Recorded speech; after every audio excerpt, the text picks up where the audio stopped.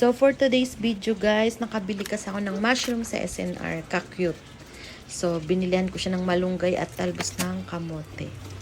Pakulo na tayo ng tubig. Lagyan na natin ng tanlad. Ayan. Kumulo na siya. Lagyan na natin yung sibuyas, kamatis at luya. So, paminta at konting asin. Pag kulong-kulo na siya guys, pwede na natin ilagay itong mushroom. Nakaka-cute. Ayan, lubog-lubog lang. So, pakuluin lang natin ng konti. At pwede na rin natin ilagay ang talbos ng kamote.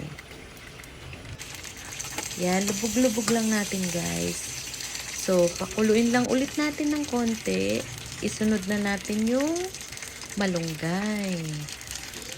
So, yan guys. Pakuluin lang natin yan siya. Tikman